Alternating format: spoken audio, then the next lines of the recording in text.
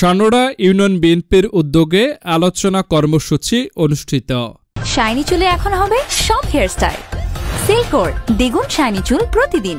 ঢাকার ধামরাই উপজেলার সানোরা ইউনিয়ন বিএনপির আয়োজনে এক আলোচনা কর্মসূচি অনুষ্ঠিত হয়।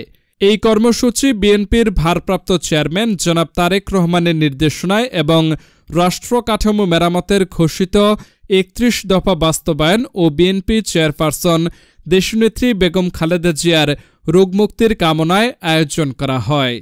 এই কর্মসূচিতে মাদক, সন্ত্রাস ও চাঁদাবাজির বিরুদ্ধে সচেতনতা গড়ে তোলার লক্ষ্যে গুরুত্বপূর্ণ আলোচনা অনুষ্ঠিত হয়। অনুষ্ঠানে প্রধান অতিথি হিসেবে উপস্থিত ছিলেন ধামরাই উপজেলা বিএনপির সভাপতি ও কেন্দ্রীয় নির্বাহী কমিটির সদস্য আলহাজ মোহাম্মদ তমিজ উদ্দিন। বিশেষ অতিথি হিসেবে উপস্থিত ছিলেন ধামরাই থানা বিএনপির সাধারণ সম্পাদক শামসুল ইসলাম এবং সিনিয়র সহসভাপতি মোহাম্মদ রাকিবুল রহমান খান ফরহাদ। অনুষ্ঠানে নেতৃবৃন্দ বর্তমান রাজনৈতিক প্রেক্ষাপট, গণতন্ত্র পুনরুদ্ধার ও জনগণের অধিকার প্রতিষ্ঠায় দলের অঙ্গীকার তুলে ধরেন। ও কিন্তু পালিয়েছে, কারণ শেখ হাসিনা এমন কিছু করে গেল যে আওয়ামী লীগের নাম গন্ধ যেখানে ছিল, কাউরে ধমক দিয়েছেন আপনারা? কাউরে কি পালাইতে বলছেন? অথচ ওরা একা একে পালিয়ে গেল।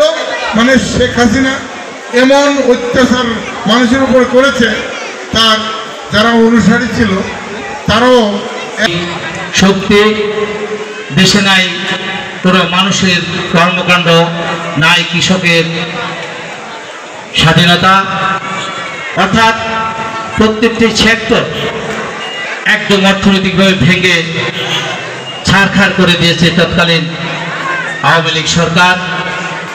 সেই কারণে বিষয় হলো তারেক রহমানের কৃষি উন্নয়ন, যেটা আমাদের শহীদ প্রেসিডেন্ট জিয়া রহমান খালকাটা কৃষি উন্নয়নের প্রতি তিনি বেশি ঝোঁক দিয়েছিলেন, এবং যুব সমাজের উন্নয়ন, বেকার সমস্যা দূর করার জন্য। আর আমাদের এত ভোট সস্তা না যে ভোট চাইলেই মানুষ ভোট দিয়ে দেয়।